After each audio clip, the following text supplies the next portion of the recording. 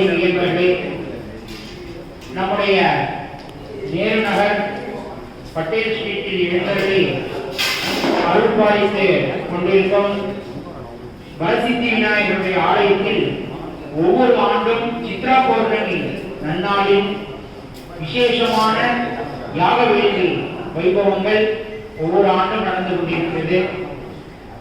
அது இந்த ஆண்டு மிகவும் சிறப்பான ராஜகணபதி பூஜை மகா யாகமானது நாம் செய்து கொண்டிருக்கிறோம்.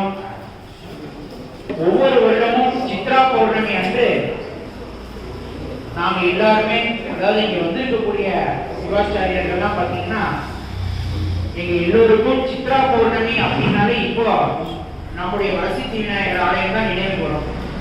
அந்த அளவுக்கு தொடர்ந்து இப்ப பல ஆண்டுகளாக நம்ம ஒவ்வொரு ஆண்டும் ஒவ்வொரு ஹோமங்கள், வாஞ்சாகல்ப கணபதி ஹோமம், மகாச்சண்டி யாகம், ஸ்கந்த சப்தசதி என்று சொல்லக்கூடிய அந்த யாகம் மிகவும் விசேஷமாக தமிழகத்திலேயே ஒரு 4-5 கோயில தான் அதை நடந்திருக்கும். அந்த ஒரு சிறப்பான ஒரு யாகம். அப்படி ஒவ்வொரு வருடமும் ருத்ர ஹோமம், இப்படி ஒவ்வொரு வருடமும் ஒவ்வொரு விதமான புது புது சுவாமியின் மூல மந்திரங்களை நாம் ஜெபம் செய்து ஹோமம் செய்து இங்க விநாயகர் பெருமானுக்கு ஒரு பெரும் ஆற்றலையும் சக்தியையும் இங்க மேலும் மேலும் உண்டு செய்து கொண்டிருக்கிறோம். நான் போன வருடமே இதே போல பேசும் பொழுது, அதாவது ஒவ்வொரு ஆலயமும் ஒவ்வொரு விதமான அமைப்புல இருக்கும். அதுல நம்முடைய ஆலயம்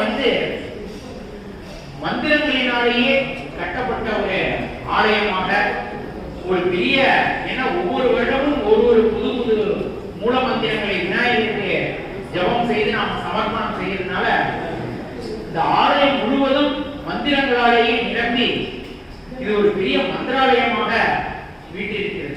ஏன்னா அவ்வளவு பூஜைகள், அந்த ஸ்கந்த சப்தசதியாக இருக்கட்டும், மகா சண்டியாகமாக இருக்கட்டும், வாஞ்சாகல்ப கணபதி அப்படிங்கிறது அந்த ஹோமம் செய்யும் பொழுது ஒரு யானைக்கு எப்படி உணவு கொடுப்பார்களோ அது போல அந்த யானைக்கு கொடுக்குற மாதிரி அது ஒரு பெருசா அந்த பிரசாதங்களை எல்லாம் நம்ம கொடுக்கணும். அது என்ன, அதனாலேயே அந்த ஹோமத்தை நிறைய பேர் செய்யறதுக்கே யோசிப்பாரு.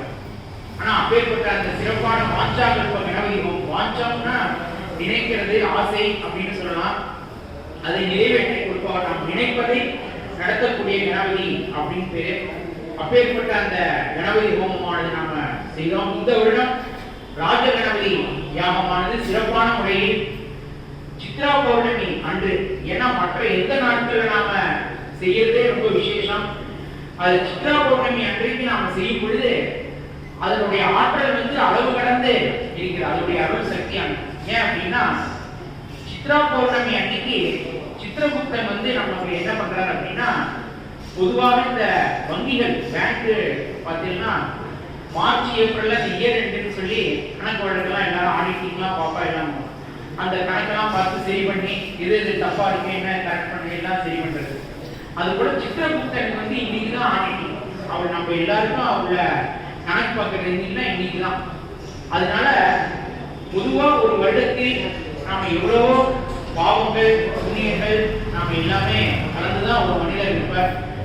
அப்படி நாம ஒரு வருடம் முழுவதும் எது பண்ணினாலும் பரவாயில்ல, இந்த கடைசியை இன்னைக்கு ஒரு நாள் அவர் கணக்கு பார்க்கிற அன்னைக்கு, சித்ரா பௌர்ணமி அன்னைக்கு நாம எல்லோரும் நல்ல சிந்தனையோட நல்ல தர்ம காரியங்களோட நாம இருக்கணும். இந்த ஒரு நாள் நம்ம ரொம்ப சிரத்தையாக இருந்தால் நம்முடைய எல்லா பாவ கணக்கும் தீர்க்கப்படும். அவர் எல்லா பாவ கணக்கையும் அழிச்சிடார், அந்த பயில் பூரா எடுத்து ஓரமா வச்சிடார் சித்திரகுப்தன்.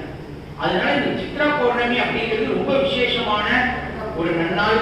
அப்பேற்பட்ட இந்த நன்னாள்ல அந்த விசேஷமான நாளுக்கு மேலும் ஒரு பல மடங்கு ஆற்றல் தரக்கூடிய அளவுல இந்த ராஜகணபதியுடைய மகா மூல மந்திரம், அந்த மந்திரத்தை பற்றி இன்று மாலை நாங்க முழுக்க டீட்டெயிலா, ஏன்னா பெரிய மந்திரம், அதற்கான அர்த்தங்களும் நிறைய இருக்கு.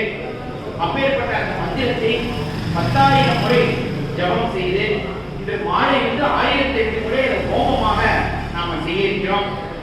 ஆகையால் அப்பேற்பட்ட அந்த ராஜகணபதியுடைய மகாமந்திர ஜபமானது இப்ப நிறைவுற்று மகா தீபாராதனை நடைபெறுகிறது. ஆகவே நம்முடைய பாவங்கள் அனைத்தும்